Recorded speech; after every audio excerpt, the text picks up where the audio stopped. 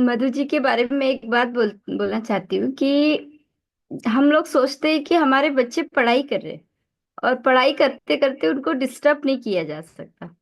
लेकिन मधु जी वो बेटी है हमारे भारत की जिन्होंने 12th क्लास से ही आरसीएम को शुरुआत की है। और हम उस समय सोचते रहते हैं कि अभी तो बोर्ड के एग्जाम है, फिर पढ़ाई करना है, पढ़ते पढ़ते बिजनेस को बिल्ड करना और एमरॉल जैसी पिन को लाना, ये बहुत बड़ी बात है। और उन लोगों के लिए भी प्रेरणा स्रोत है जो सोचते हैं कि हम जॉब पे हैं, हम इस बिजनेस को अच्छे से नहीं कर सकते। तो मैं मधु जी के बारे में एक बात और बता दूं कि इनका जो फील्ड वर्किंग होता है ना, केवल 2 दिन होता है वीक में। केवल 2 दिन होता है, सैटरडे और संडे। सैटरडे संडे को बस फील्ड पे होती है, बाकी हर समय सोशल मीडिया प्लस अपने ऑफिस में रहते हुए, अपने कॉलेज में रहते हुए, अपने काम के साथ इसको सिर्फ मैनेज करती है। और इसके साथ ही साथ वो आज एमरॉल्ड जैसे मुकाम पे है। अपने पढ़ाई के साथ साथ 1 लाख की इनकम उनके घर में आती है। और ऐसा नहीं है कि कोई भी हमारे जैन साथी उनके साथ है, उनकी मम्मी और वो दोनों माँ बेटी की जोड़ी पूरे आरसीएम में सुपर हिट है। और मधु जी ने इतना बड़ा नाम, मतलब नाम तो उनका है ही। और जब भी हमें ऐसा लगता है 1 PM या हो या 2 PM कि अब हमें जो टेक्नोलॉजी है या फिर किसी का विजन क्लियर करवाना हो, तो हमें एक ही नाम याद आता है, वो है मधुसूदन। तो हम बिल्कुल याद करते हैं। और इतने सरल भावना से कभी भी मैंने देखा, कभी भी मधु जी ने मना नहीं किया होगा। मुझे पता है कि मधु के लिए सुबह उठने का चैलेंज भी होता है क्योंकि रात तक के काम करती है और सुबह बहुत चैलेंज होता है। तो कल जब मैंने इनको लिंक पहुंचाया तो इनको लगा मैडम मैं तो रात को समझ रही थी। मैंने बोला यार मॉर्निंग में है। तो बोले चलो ठीक है, मैनेज कर लेती हूँ। और आज हमारे रेडी होने से पहले ही मधु यहाँ रेडी हो गई।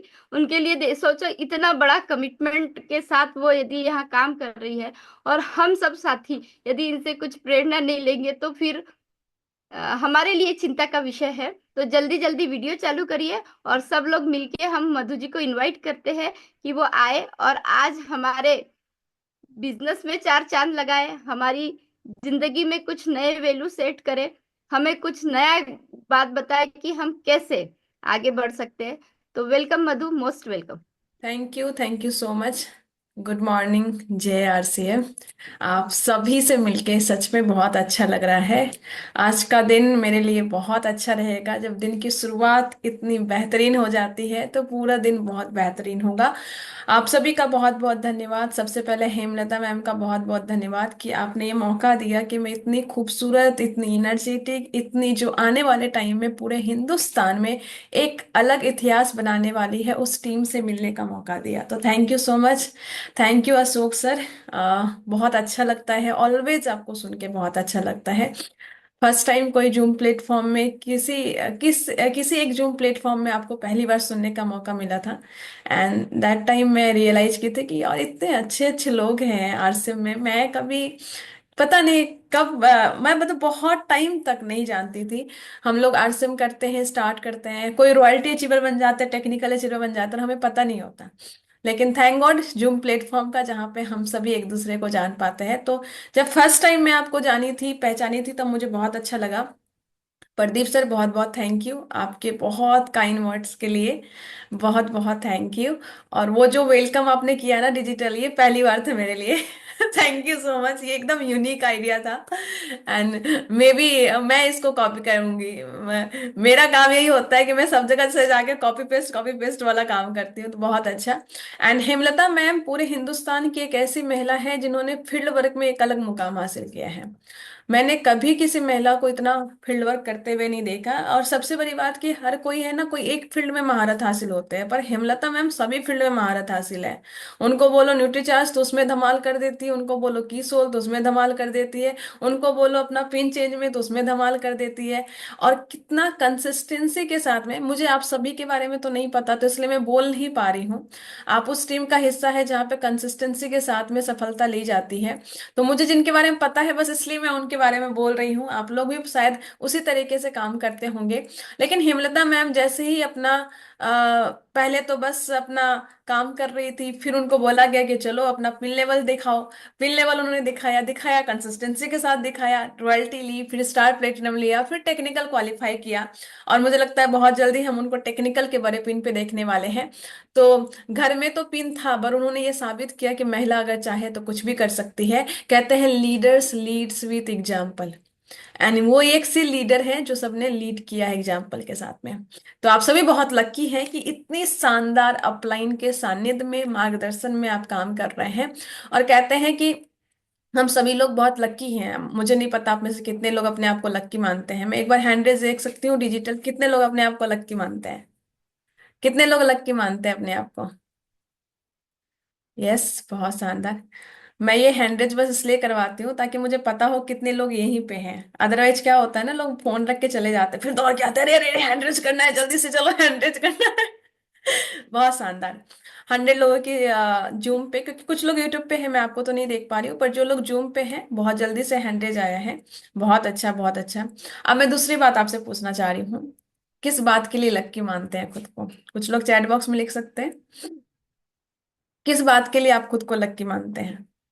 अलग अलग कारण होंगे, एक कारण मुझे जानना है कि आप किस चीज के लिए खुद को लक्की मानते हैं। लक्की तो मानते हैं, पर वो वाई का, हम आरसीएम में हैं, गुड, ठीक है। और किस चीज के लिए आप खुद को लक्की मानते हैं? हम लक्की हैं, हम सभी को पता है, बट मैं ये जानना चाहती हूँ किस बात के लिए आप खुद को लक्की मानते हैं। God gifted upline for being women. Okay, बहुत शानदार। तो मैं कुछ कारण बताती हूँ कि मैं क्यों खुद को लक्की मानती हूँ। हालांकि बहुत सारे कारण हैं, लेकिन उसमें से कुछ कारण जो कि आज की मीटिंग में मुझे हाईलाइट करना है उसके बारे में बात करूं। लक्की हम लोग इसलिए हैं, यस बहुत बढ़िया, कि आर से समझ में आया। लकी इसलिए हम लोग हैं क्योंकि एक तो हम इंसान बनाए हमें भगवान ने। एक बार मच्छर बना देते हैं तो बस एक बार ताली बजता, खत्म हम, राइट। एक बार में खत्म हो जाते हैं। लकी इसलिए है क्योंकि हमें इंसान बनाए हैं।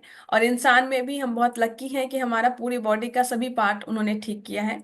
आई डोंट नो कि आज के मीटिंग में कोई ऐसे शख्सियत बैठे हैं कि नहीं है, लेकिन कोई बात नहीं, अगर कुछ ऐसे लोग भी बैठे हैं तो कोई बात नहीं। आप और बढ़िया, बहुत शानदार करेंगे। तो एक तो लकी है कि हमें इंसान बनाए, दूसरी बात हम लकी हैं कि हमारा सब कुछ ठीक है, तीसरी बात यह है कि हमें डायरेक्ट सेलिंग इंडस्ट्री समझ में आई। भगवान ने दिमाग इतना ठीक ठाक रखा कि हमें डायरेक्ट सेलिंग इंडस्ट्री समझ में आई। बहुत बड़े बड़े प्रोफेशनल को, मैं एक बार एक सीए को समझा रही थी, उनको समझ में ही नहीं आया कि कंपनी इतना पैसा कैसे बांटेगी भाई। उसको सच में वो जो कहते हैं ना, वो इतना ज्यादा बिजी है जीएसटी वीएसटी करने में कि उनको नहीं समझ में आया। उनके पास बहुत हाई लेवल का ब्रेन है। एक सीए का कितना हाई लेवल का कंपटीशन फेस करके वो जाते हैं, पर उनको वो वाला शायद कैपेसिटी नहीं दी जो कि वो डायरेक्ट सेलिंग समझ सके। तो हम लोग लकी है कि हम लोग डायरेक्ट सेलिंग समझ में आया, और डायरेक्ट सेलिंग में भी कोई मनी रोटेशन, क्रिप्टो, ये उधार उधार उल्टी पुल्टी कंपनी नहीं समझ के आरसीएम समझ में आई। आरसीएम के पार्ट है ये, सुपर लकी हम हैं। और उसमें भी सुपर लकी आप हैं कि आप जिस पार्ट का हिस्सा है, जिस अपलाइन का मार्गदर्शन आपको मिल रहा है, वो अशोक सर और हेमलता मैम है। तो आप सुपर लकी हैं जिन्होंने हर एक चीज को मतलब प्रैक्टिकली करके दिखाया है, प्रैक्टिकली सबको दिखाया है कि हम ऐसे काम करते हैं। वो ऐसी शख्सियत जिन्होंने फील्ड में रह के काम किया, जिन्होंने डिजिटली जिस तरीके से, मतलब कहते हैं ना, समय के अनुसार खुद को बदल के हर एक रूप में ऊपर उठा के। और मुझे सच में सर आज पता चला कि आप 2020 में स्टार गोल्ड में थे और इतना कम टाइम में आप स्टार पर्ल पे आ गए। इट्स रियली अमेजिंग कि इतना कम टाइम में इतना बड़ा ग्रोथ लेना, ये अपने आप में एक बहुत बड़ी बात है। तो आप लोग इसलिए लकी हैं क्योंकि आप लोग इस टीम का पार्ट है। कहते हैं डायरेक्ट सेलिंग इंडस्ट्री में कामयाब होने के लिए दो चीज बहुत इंपॉर्टेंट होती है। एक चीज होती है कि आप किस कंपनी के पार्ट है, और दूसरी चीज आप किस टीम के पार्ट में है। क्योंकि टीम बहुत बड़ा रोल अदा करती है। वो इसलिए रोल अदा करती है क्योंकि जब आपकी एनर्जी डाउन होती है, जब आप थकते हैं, रुकते हैं, बैठने की कोशिश करते हैं, तो वो टीम की आपकी अपलाइन ही होती है जो आपको पुश करती है और आपकी अचीवमेंट को निकाल के आपके अंदर लेके आती है। जिस जिस टाइम पे आपको खुद पे भरोसा नहीं होता ना, उस टाइम पे भी अपलाइन को भरोसा होता है और बोलते हैं यस आप कर सकते हैं, उठिए, खड़े होइए, फिर से लगिए। तो इसलिए आप लक्की हैं। तो ये सारी चीजें आपको लक्की बनाती है, लेकिन लक इतना ही काम करता है। लक इतना ही काम करता है। इससे आगे अब आपकी मेहनत काम करेगी। आप भले ही किसी टीम का पार्ट है, किसी कंपनी का पार्ट है, लक भगवान बोलते हैं कि लक यहीं तक काम करेगा, जितना लकी बनाना था मैंने बना दिया। अब आपके कर्मों से आपकी महानता आएगी। अब आपके कर्म ही आपको अचीवर्स, लीडर्स, आपको रोल मॉडल पूरे हिंदुस्तान में आपका नाम करवाएंगे। तो अब बात करेंगे कि लक यहाँ तक काम कर गया, यहाँ तक सबके लिए लक सेम है, लेकिन अब आगे कौन जाएगा? आगे वो जाएंगे जो लोग यहाँ से मेहनत करेंगे। और मेहनत करने की जो एनर्जी आती है, वो एनर्जी आती है कि हम आरसीएम के बारे में, इस इंडस्ट्री के बारे में, अपने काम के बारे में क्या सोचते हैं। और क्या सोचते हैं उससे टारगेट सेट होता है। पहले हम अपने बारे में इस इंडस्ट्री की ताकत समझते हैं, फिर समझते हैं कि यस हम इसमें अच्छा कर सकते हैं, फिर अपना गोल बनाते हैं, टारगेट बनाते हैं, फिर उस गोल टारगेट से हम अपने आप को एनर्जी आती है, फिर हम जाके काम करते हैं। तो नॉलेज बहुत इंपॉर्टेंट है, विजन बहुत इंपॉर्टेंट है। तो आप सभी का बहुत बहुत स्वागत करती हूँ। और जो लोग नए जुड़े हुए हैं, तो मेरा नाम मधुसूदी है, मैं बिहार से बिलोंग करती हूँ, और पूरे हिंदुस्तान में अपने इस आरसीएम अभियान का प्रचार कर रही हूँ, और पूरे हिंदुस्तान में अपनी टीम को बिल्ड कर रही हूँ। और पूरे हिंदुस्तान में मुझे बहुत प्रेम मिला, बहुत प्यार मिला, बहुत सम्मान मिला।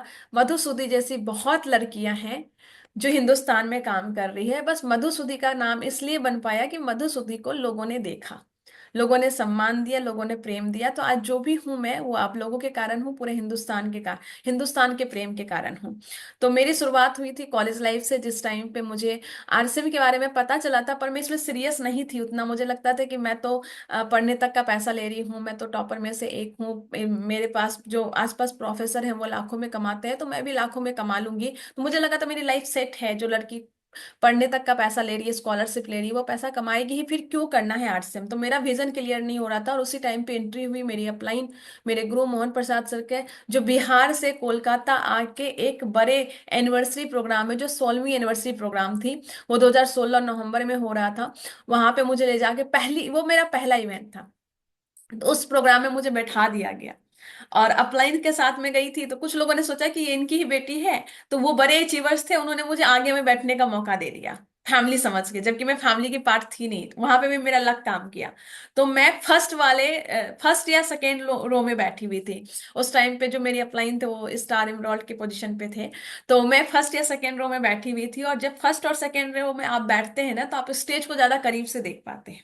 तो मैंने उस स्टेज पे रॉयल्टी का सेलिब्रेशन देखा। और मैं वैसी लड़की हूँ जो स्कूल टाइम से ही हमेशा स्टेज पे रही हूँ, मैं नीचे नहीं रही हूँ, हमेशा स्टेज पे रही हूँ। वो एक प्रोग्राम था जिसमें मैं स्टेज के नीचे बैठी थी, और नीचे बैठ के मैं सबके लिए ताली बजा रही हूँ, रॉयल्टी का सेलिब्रेशन देख रही हूँ। और दैट टाइम फर्स्ट टाइम मैं पैसिव इनकम के बारे में समझी। और उस टाइम मुझे रियलाइज हुआ कि हम सभी लोग एक्टिव इनकम की एक अलग रेस में भागे हुए हैं, लेकिन एक वर्ड है जो पैसिव इनकम, जो बहुत कम लोग कमाते हैं। और उस टाइम पे उसी बड़े इवेंट में मैंने ये सपना लिया था, मैंने ये टारगेट लिया था कि मुझे रॉयल्टी अचीवर बनना है। मैं बैटल अचीवर का सोची तक नहीं थी। मेरे को नहीं पता था कि रॉयल्टी का बिजनेस कितना होता है, क्या बिगनर होता है, क्या स्टार्टर होता है, क्या ओपनर होता है, ईगल, रनर, विनर, स्टार, कुछ भी नहीं पता था। उस बड़े इवेंट में बैठ के मैंने डिसीजन लिया कि मेरे को रॉयल्टी बनना है। और सच बोलूं अशोक सर, मेरे को उससे पहले रॉयल्टी का बिजनेस का पता ही नहीं था, कितना पीवी करना है ये भी नहीं पता था मुझे। और उस प्रोग्राम के बाद मेरी अपलाइन मुझे उस प्रोग्राम को अटेंड करवा के चली गई थी। और उससे रात भर मैं नहीं सोई थी, और मैं सोच रही थी कैसे करते हैं। और मैं लैपटॉप ओपन करके मैं सर्च कर रही हूँ, चीजों को देख रही हूँ, इस तरीके से चीजें कर रही थी। और उस तरीके से करते हुए अपलाइन को बोली, सर रॉयल्टी करना है, बताइए कैसे करना है। और सर ने बताया कि मेरे घर आ जाओ। उन्होंने एक ही बार में आरसीएम का plan, 6 basic, 8 core step, 7 cardinal, कैसे करना है, कैलकुलेशन किस तरीके से, सब कुछ एक ही बार में फटाफट फटाफट डायरी के पेज में लिख दिया। 10 पेज में सारा कुछ करके उन्होंने हाथ में थमा दिया, बोला जाओ कर लो रॉयल्टी। और मुझे लगा कि ऐसे ही होता होगा, क्योंकि मुझे पता नहीं था कि अपलाइन होम मीटिंग करती है, अपलाइन प्लान दिखाती है, अपलाइन आपको सिखाती, मेरे को कुछ नहीं पता था। और थैंक गॉड नहीं पता था। और थैंक गॉड अपलाइन दूर थी। मैं डायरी पकड़ी, मुझे लगा ऐसे ही रॉयल्टी होता है। मैं बाहर निकल के प्लान दिखाना स्टार्ट कर दी। जब बाहर गई, फील्ड में गई, तब मुझे पता चला इतना भी आसान नहीं जितना मैं सोच रही थी। लेकिन यहाँ पे ये चीज बहुत अच्छा काम आया कि मुझे पता चला कि आसान तो नहीं है, पर किया जा सकता है। क्योंकि मैंने अपलाइन को देखा था कि अगर वो इमरोल्ड, स्टार इमरोल्ड है, तो रॉयल्टी तो किया ही जा सकता था। तो मैंने अकेले 1 to 1 करना स्टार्ट किया, होम मीटिंग करना स्टार्ट किया। रिजेक्शन आया, बहुत रोना आता था, सच बताऊं। एक 19 साल, 18-19 साल की लड़की, इतना रोना आता था ना। लेकिन मुझे पता था कि रोना कहाँ पे है। मैंने कभी आम आदमी के सामने नहीं रोई, मैं कभी अपने दोस्तों के सामने नहीं रोई। मैं हमेशा रोती थी तो अपलाइन को फोन करके रोती थी। क्योंकि कहाँ रोना है ये भी बहुत इंपॉर्टेंट पार्ट है। अगर आप अपने दोस्तों के सामने रोएंगे तो वो क्या बोलेगा, क्यों इतना टेंशन ले रहे हो, छोड़ दो, तुम्हारा तो लाइफ सेटल है, ये सब करने की जरूरत नहीं है। मैंने कभी भी अपने दोस्तों के सामने नहीं रोई, कभी भी अपने बिजनेस की प्रॉब्लम अपने नॉन बिजनेस वाले दोस्तों के साथ बयान नहीं की, अपलाइन को बोलती थी।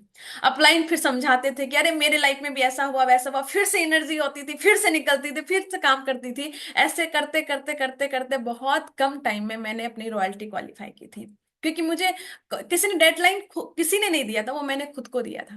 और रॉयल्टी होने के बाद तो एक अलग ताकत मिल गई। फिर रॉयल्टी होने के बाद और प्रोफेशनली सीखा, काम किया, अच्छे से किया, करते करते फिर मैं अपना रॉयल्टी में फिर स्टार प्लेटिनम की, टेक्निकल क्वालिफाई की, पर्ल की, फिर लॉकडाउन आ गया, लॉकडाउन में ही फिर मैंने जूम स्टार्ट किया। मैं अपनी टीम की पहली लीडर थी जिन्होंने जूम स्टार्ट किया था, उससे पहले किसी ने नहीं किया था। लेकिन मैंने नहीं सोचा कौन करे नहीं करे, मेरे को करना है। बहुत सारे लोग सोचते हैं अपलाइन नहीं किया मैं कैसे करूं, अरे अपलाइन अपने लिए बिजनेस कर रहे हैं, आप अपने लिए बिजनेस कर रहे हैं, आप अपना स्टार्ट करो। मेरी पूरी टीम में मेरे जो रूबी अचीवर हैं, जो रूबी अचीवर की पूरी टीम है, उस पूरी टीम में मैंने पहली बार मैंने ही जूम मीटिंग स्टार्ट किया था, मैंने। और धीरे धीरे फिर सबने स्टार्ट किया था। तो आप अगर बिजनेस ओनर है तो इंडिपेंडेंट बिजनेस ओनर है, खुद से स्टार्ट कीजिए।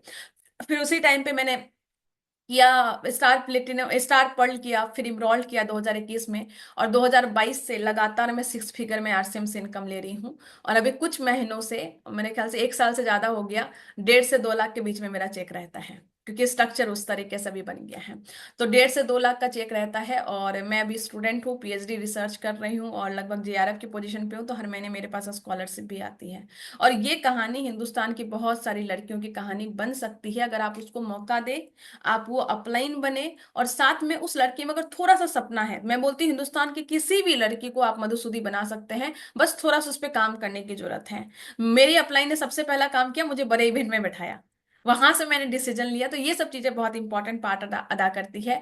तो आज मैं कुछ इंपॉर्टेंट बात करने के लिए आप सभी के बीच में आई हूँ, और उसी बातचीत करने के लिए मैं एक थोड़ी सी छोटी सी प्रेजेंटेशन शेयर करती हूँ, और उस प्रेजेंटेशन के थ्रू पूरी की पूरी बातचीत करूंगी। तो एक बार मुझे आप बता सकते हैं, आप सभी हिंदुस्तान के किस किस कोने से, अपने स्टेट का नाम लिखिए, ताकि मुझे पता चले कि मैं हिंदुस्तान में कहाँ कहाँ से लोगों से बात कर रही हूँ, तब मेरी एनर्जी और थोड़ी बढ़ जाएगी, तो अगला जो 20-25 मिनट का प्रेजेंटेशन होगा और अच्छा से मैं दे पाऊंगी।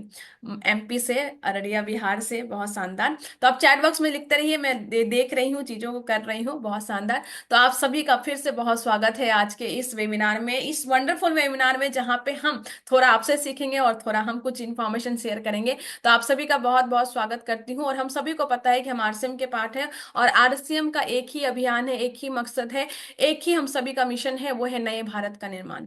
और इस नए भारत का निर्माण में हम सभी लोग बात करते हैं स्वास्थ्य रक्षा की, कि हम सभी लोग कैसे अपने स्वास्थ्य को, अपने परिवार के स्वास्थ्य को, अपने अड़ोसी पड़ोसी के स्वास्थ्य को, फिर अपनी सोसाइटी के जो स्वास्थ्य है उसका, फिर धीरे धीरे डिस्ट्रिक्ट लेवल पे, फिर स्टेट लेवल पे, फिर इंडिया लेवल पे हम इस अभियान को बढ़ाने की काम करते हैं। तो पहला अभियान है वो है हमारा स्वास्थ्य रक्षा, और हम सभी लोग स्वास्थ्य रक्षा पे काम कर रहे हैं।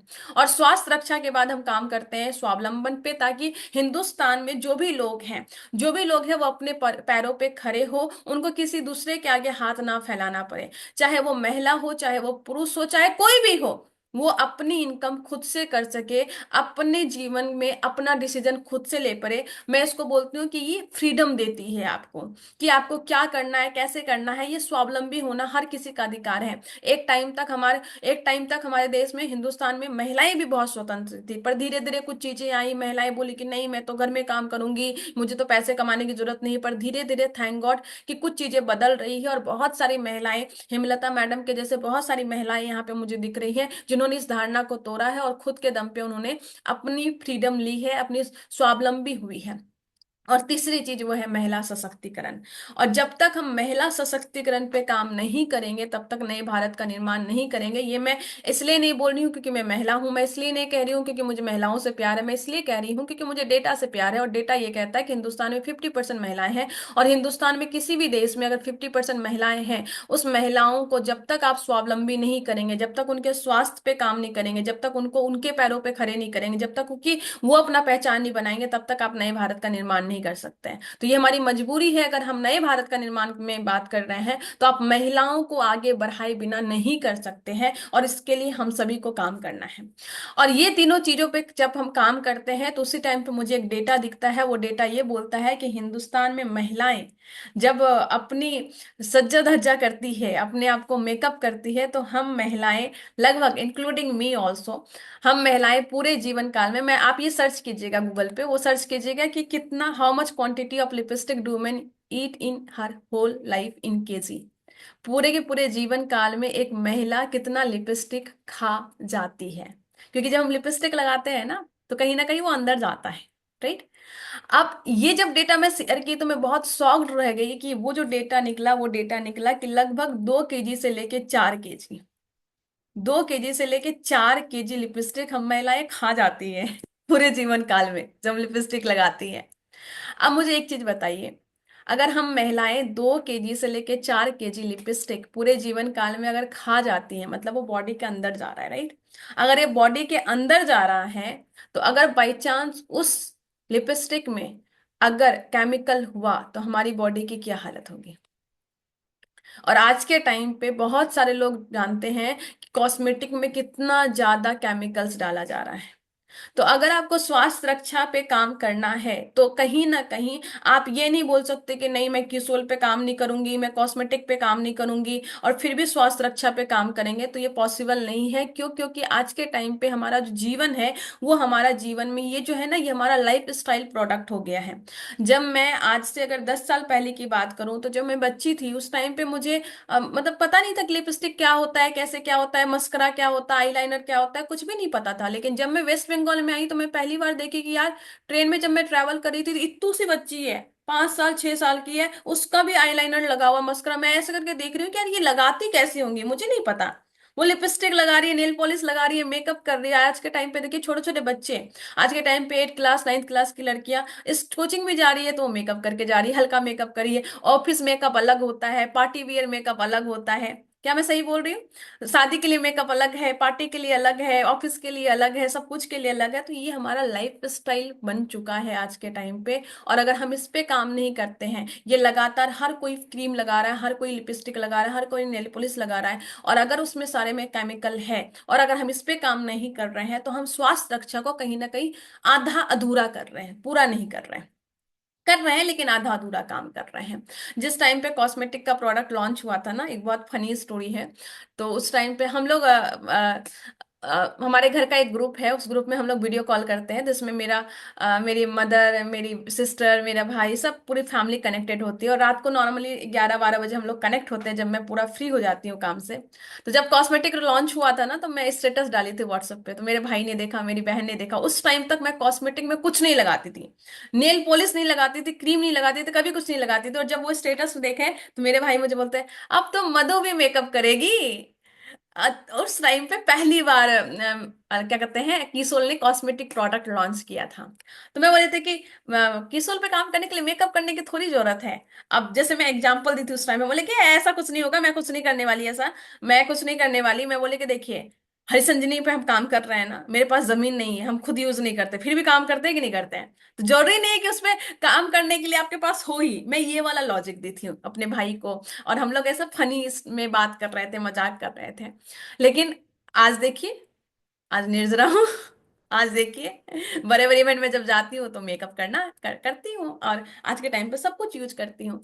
तो विथ टाइम हमें ये लाइफ स्टाइल में लाना पड़ता है, और चूंकि समय के अनुसार खुद को बदलना पड़ता है। ये वही लड़की है जो बोलती थी कि मेरे को मेकअप से कुछ मतलब नहीं है, मेकअप का एम नहीं पता था, और आज वो लड़की काम करके अगर आरसीएम में, किसोल में निर्जरा बन सकती है, तो यहाँ पे सब लोग काम कर सकते हैं। बस हमें किस चीज को चेंज करने की जरूरत है, वो है हमारी धारणा को चेंज करने की जरूरत है। एक्चुअल में क्या होता है, हमारी धारणा आसपास के 4 लोग बना देते हैं। वो 4 लोग क्या बोलते हैं, अरे कि ज्यादा कॉस्मेटिक पे काम नहीं होगा, अरे क्या होगा कि सोल पे काम करके, क्या फर्क पड़ जाएगा, अभी इतना सारा चीजें, गामा ओरिजिनल पे काम करो, न्यूट्री चार्ज पे काम करो, इस पे काम करो, उस पे काम करो। लेकिन मैं बोलती हूँ कि अगर आप क्रिकेट खेल रहे हैं और बस आपको बैटिंग करना अच्छे से आता है, बॉलिंग करना नहीं आता है, तो फिर कहीं ना कहीं आप चूक जाएंगे। अगर बस आपको बॉलिंग करना आ रहा है, आपको फील्डिंग करना नहीं आ रहा है, तो भी आप चूक जाएंगे। यानी कि अगर आपको ओवरऑल अच्छा परफॉर्म करना है, तो आपको ऑलराउंडर बनना पड़ेगा। क्या मैं सही बोल रही हूँ? कितने लोग मेरे से एग्री करते हैं? आप क्रिकेट में किसको सबसे ज्यादा, जो थोड़े ऑलराउंडर है, जिसको बैटिंग करना भी आता है, देखिए धोनी को क्यों ये लोग इतना मानते हैं, वो पीछे में कैच भी अच्छे से पकड़ते हैं, फील्डिंग भी अच्छा करते हैं, जब बैट पकड़ते हैं तो छक्का चौका लगा देते हैं। ऑलराउंडर है, विराट कोहली ऑलराउंडर है, वो सब कुछ में कहीं ना कहीं चीजें हैं। तो उस तरीके से हमें कहीं ना कहीं थोड़ा सा, मैं ये नहीं कहती कि हमें हर चीज में परफेक्ट बन सकते हैं, लेकिन हमें थोड़ा सा ऑलराउंडर बनना पड़ेगा। और आरसीएम में अगर हम सभी प्रोडक्ट पे काम नहीं करें तो कहीं ना कहीं एक बहुत बड़ा टर्नओवर का नुकसान हो सकता है। तो एज ए लीडर मैं स्टार पर तक इनरोल्ड होने तक मैंने बहुत ज्यादा कीसोल पे काम नहीं किया था। बस लोगों को कीसोल प्रमोट करती थी, लोग एज ए यूजर काम करते थे, बस उससे ज्यादा कुछ नहीं होता था। एक नॉर्मल टर्नओवर मेरा था, बहुत नॉर्मल टर्नओवर था। मुझे लगता है कि टर्नओवर, मेरे पूरे टर्नओवर का मेरे ख्याल से 5 से 6% भी नहीं होगा जब तक मैं इनरोल्ड थी, उस टाइम की बात मैं कर रही हूँ। लेकिन अचानक से मुझे ये वाला फिगर दिखा, और ये वाला फिगर जो बोलता है, एफडीएसए का डेटा ये बोलता है, WFDSA का डेटा ये बोलता है कि आप सभी को बहुत बार पता होगा कि इस इंडस्ट्री में सबसे बड़ा टर्नओवर आपका वेलनेस का है, 32%। ये कब का डेटा है? ये 26 अगस्त 2024 का डेटा मैं आपको बता रही हूँ, ये करंट डेटा मैं आपको बता रही हूँ। और उसके बाद जो सबसे बड़ा टर्नओवर है वो आपका कॉस्मेटिक का है, पर्सनल केयर का। और हमारे केसी जी बोलते हैं कि खुद का बेटा झूठ बोल सकता है पर डेटा झूठ नहीं बोल सकता। राइट। तो डेटा ये बोलता है कि अगर आपको एक बड़ा टर्नओवर चाहिए, उस बड़े टर्नओवर में वो टर्नओवर कॉस्मेटिक से और वेलनेस से बहुत ज्यादा आता है। तो अगर हमें बहुत बड़ा काम करना है, और ग्लोबली डेटा ये बोलता है कि अगर आप कॉस्मेटिक और पर्सनल केयर पे ज्यादा काम नहीं करेंगे तो फिर आपको ही तकलीफ देगा और कहीं ना कहीं हम पीछे रह जाएंगे। तो मुझे एज ए बिजनेस वुमेन ये बात समझ में आई, और मेरे को ये चीज डेटा समझ में आता है, और मेरे को बड़ा टारगेट है, मेरा टारगेट डायमंड का है। और डायमंड बनने के लिए जो जो चीजें करनी होगी मेरे को, मैं करूंगी। वो सिंपल सी बात है। डायमंड बनने के लिए जो जो रिक्वायरमेंट है हम करेंगे। मैं और सब चीजों को एक्सक्यूज दे देती हूँ, पर आरसीएम में जो चीजें हैं उसको कभी एक्सक्यूज नहीं देती। अगर मुझे बोला जाता ना, मेरे ऑफिस वाले बोलते सुबह 7 बजे आना, तो मैं बोली कि पॉसिबल नहीं है, पर आरसीएम वालों ने बोला सुबह 7 बजे मीटिंग करना, तो मैं 5 बजे से उठी हुई हूँ। ये मेरा कमिटमेंट लेवल होता है, मेरा कमिटमेंट लेवल ऐसे ही काम करता है। तो आरसीएम में डायमंड बनने के लिए आपको कहीं ना कहीं, आज देखिए वत्सर की जो टीम है, रियल डायमंड है, उसमें कॉस्मेटिक का कितना बड़ा काम हो रहा है, वेलनेस का कितना काम हो रहा है, ये सब डेटा बताता है। तो अगर आप बिजनेस मैन है, बिजनेस वुमेन है, तो हमें ये समझना पड़ेगा कि अपने को की सोल पे काम करना ही पड़ेगा, क्योंकि डेटा ये बोल रहा है, डेटा ये बोल रहा है कि आप नहीं काम करेंगे तो इतना बड़ा टर्नओवर आप मिस कर देंगे। 32%, इधर 24%, 24% मिस करना, 24% मतलब कि बहुत बड़ा अमाउंट है। 10 लाख में 2,40,000 का अमाउंट आपका कॉस्मेटिक का होना चाहिए, ये डेटा ये बोलता है। और हमें इस तरीके से बढ़ाना है, और पिछले कुछ महीनों में मैंने वो वाला इंक्रीमेंट किया है, सुधार किया है। और ये डेटा ये बोलता है कि हिंदुस्तान में 2020 में जो टर्नओवर 1,1570 करोड़ का बस था, ये करोड़ की बात कर रही हूँ, 1 लाख करोड़, और वो 2026 में बढ़ के लगभग 2 लाख से ज्यादा हो रहा है, मतलब कि डबल। बस विद इन 6 ईयर में ये जो संख्या है ये लगभग डबल हो रहा है। अब जरा सोचिए, जब इतना बड़ा ग्रोथ हो सकता है, मतलब कि आप 6 साल के अंदर में अपने टर्नओवर को 2 गुना से ज्यादा बढ़ाने की बात कर रहे हैं, कॉस्मेटिक में इतना बड़ा टर्नओवर हो सकता है, इतना बड़ा ग्रोथ हो सकता है, और मैं करोड़ों की बात कर रही हूँ, ये करोड़ों की बात कर रही हूँ। और ये जो डेटा है ये आपका क्या कहते हैं, ऐसा नहीं कि पूरा का पूरा वर्ल्ड का है, ये डेटा मैं इंडिया की बात कर रही हूँ भैया, इंडिया की। और इंडिया में आप अगर एमपी से हैं, नागपुर से हैं, महाराष्ट्र से हैं, बिहार से हैं, तो ये डेटा आप डिवाइड कर लीजिए कि आपके इलाके में कितना है। पिछले कुछ सालों में अगर आप देखिए कि जो ब्यूटी पार्लर है वो कितनी ज्यादा ज्यादा संख्या में खुली है, खुद ही सोचिए, ब्यूटी पार्लर की संख्या बढ़ी है कि नहीं बढ़ी है। और ये दोनों की बात कर रही हूँ, मेंस पार्लर की भी बात कर रही हूँ, और जो हमारे वुमेन के पार्लर है उनकी भी बात कर रही हूँ। तो जमाना बदल रहा है, जमाना यहाँ पे इस तरीके से बदल रहा है, और उस तरीके से अगर हम नहीं बदलेंगे तो हमारा ही नुकसान होगा, और किसी का नुकसान नहीं होगा, और किसी का नुकसान नहीं होगा। जो लोग आगे काम करेंगे उनका पिन चेंज होगा, उनका टर्नओवर बढ़ेगा, उनकी इनकम बढ़ेगी, उनकी टीम में अचीवमेंट बढ़ेगी, वो बहुत आगे जाएंगे, वो रिकॉर्ड ब्रेकिंग वाला करेंगे, पूरे हिंदुस्तान में उनका काम होगा। और अगर हमने इसको मिस कर दिया तो फिर हमारी ही दिक्कत होगी। और ये सभी चीजें मुझे समझ में आई, और ये सब चीजें मुझे समझ में आई, तो मुझे लगा कि यार मैंने बहुत बड़ी मिस्टेक की है, बहुत बड़ी गलती की है, और मुझे इस पे थोड़ा सा काम करने की जरूरत है। और कभी कभी आपके टीम के कुछ डाउनलाइन जो होते हैं ना, वो भी आपको हेल्प करते हैं। तो मैं लकी हूं कि मेरे पास में ऐसे डाउनलाइन है जिन्होंने मैंने कभी ऐसे वर्ड नहीं बोले, लेकिन वो हमारे बिजनेस पार्टनर है, उन्होंने मुझे रियलाइज करवाया कि कीसोल पे बहुत बड़ा काम हो सकता है। जैसे मेरे टीम में कुमारी मधु भारती मैडम है जो भी टेक्निकल क्वालिफाई हुई है, हिना मैडम है, और कुछ साथी है जिन्होंने किसोल पे बहुत अच्छा काम किया। तो मुझे लगा कि अगर ये लोग, और ये बिहार की बात कर रही हूँ मैं, आप तो एमपी में है, बहुत बड़ा काम कर सकते हैं, जो नागपुर महाराष्ट्र में बहुत ज्यादा काम कर सकते हैं। हमारे बिहार में जो कल्चर है अभी भी थोड़ा पीछे वाला है। हमारे बिहार में एक छोटे से शहर में, छोटे से गांव में उन्होंने काम करके दिखाया है, और उन्होंने बताया कि बहुत बड़ा काम किया जा सकता है। तो उनके तरफ से मुझे फिर ये लगा कि नहीं, बड़ा काम करना है, ये डेटा समझ में आया। उसके बाद हमने काम स्टार्ट किया और बहुत बेहतरीन काम स्टार्ट किया। और जो सबसे ज्यादा मुझे किसोल पे काम करने के लिए मजबूर किया वो है हाइजीन प्रोडक्ट्स। पूरे हिंदुस्तान में एक लहर आई थी कुछ साल पहले कि हाइजीन पे काम कर रहे हैं, हाइजीन पे काम कर रहे हैं, और मुझे लगा कि मैं भी थोड़ा सा करके देखती हूँ। और मेरे मन में ये होता है कि जिस चीज से मैं कन्विंस होती हूँ उसको मैं करती हूँ, एक बार करके देखते हैं क्या होता है। तो मैं जब हाइजीन की बात की और जो मुझे ये सब नंबर पता चला कि यार हिंदुस्तान में अभी 64% महिलाएं हैं जो कि अभी सैनिटरी नैपकिन इस्तेमाल नहीं कर रही है, और सैनिटरी नैपकिन इस्तेमाल नहीं कर रही है तो उनकी लाइफ में कितना प्रॉब्लम है। कल प्रियंका मैडम का सेशन था, वो बता रही थी कि हमारे बॉडी में अगर थोड़ा सा नाखून में चोट लग जाता है ना तो हम कितना दुखी होते हैं, कितना डिस्टर्ब करता है, राइट। तो अगर नाखून में भी चोट लग जाए तो हमारी पूरा का पूरा फिजिकल हेल्थ को लगता है कि यार क्या हो रहा है, किस तरीके से हो रहा है। अगर थोड़ा सा दांत में दर्द होने लगता है तो पूरी की पूरी मानसिक हमारा बिगड़ जाता है, एक छोटी छोटी चीज हो। और एक महिला है जो कि हर एक महीने में लगभग 3 से 5 दिन उनके लिए कितना टफ फेज होता होगा, और उस टफ फेज में वो परेशान है क्योंकि उसको पता ही नहीं कि सैनिटरी नैपकिन कौन सा इस्तेमाल करना है, उनको पता ही नहीं कि इंटीमेट एरिया को कैसे हाइजीन रखना है। ये सब चीजें, और हर महीने लगभग 3 से 5 दिन अगर कोई डिस्टर्ब रहेगा तो इकोनॉमिकल कितना बड़ा लॉस है। हमारे देश में 23% ऐसी महिलाएं, लड़कियां हैं जो स्कूल जाना छोड़ दे रही हैं बस क्योंकि उनको पीरियड्स आया है। उनको पता ही नहीं कि पीरियड्स एक नॉर्मल चीजें हैं। और ये सब जो चीजें मेरे माइंड में ये डेटा आई ना तो मुझे लगा कि यार मैं क्या कर रही हूँ, मुझे इस पे काम करना चाहिए। और इसके बाद मैंने छोटे छोटे जो हमारे सेमिनार होते थे, क्योंकि जैसे हेमलता मैडम बोली थी हर सैटरडे संडे मेरा कहीं ना कहीं सेमिनार लगता है, होम मीटिंग्स करती हूँ, अलग अलग जगह जाती हूँ। तो मैंने वहां पे सेमिनार में थोड़ी सी बातचीत करना स्टार्ट किया। शुरुआत में क्या करती थी, पुरुषों को बाहर निकाल देती थी, बस महिलाओं के साथ बातचीत करती थी, लड़कियों के साथ बातचीत करती थी। और जब मैं बातचीत करती थी तब वो बताती थी कि यार ये बात तो किसी ने मुझे बताया नहीं, इसके बारे में किसी ने बोला नहीं। और उसके बाद मुझे अच्छा लगने लगा, मुझे लगा कि यार इस क्षेत्र में काम करना चाहिए। और हाइजीन प्रोडक्ट से मैंने स्टार्ट किया, और हाइजीन प्रोडक्ट में मैंने धीरे धीरे काम स्टार्ट किया। और इसको करने के बाद फिर मैंने सोचा कि अब थोड़ा अच्छे से बताना है, तो फिर मैंने पीक्यूसी किया। पीक्यूसी करने के बाद में और अच्छा काम होने लगा, चीजें होने के लिए फिर उड़ान आया, उड़ान का उसके बाद फिर निर्जरा में चीजें की। तो शुरुआत यहीं से हुई थी, नंबर से, चीजों से, उस तरीके से हुई। और फिर मैं आप सभी को बोलना चाहती हूँ कि हमारे कीसोल में 4 सेगमेंट हैं। एक तो आपका हाइजीन का सेगमेंट है, एक पर्सनल केयर का सेगमेंट है, एक कॉस्मेटिक का सेगमेंट है, एक लॉन्ड्री का सेगमेंट है। कई बार हम लोग ना मिसअंडरस्टूड कर देते हैं लॉन्ड्री का सेगमेंट को।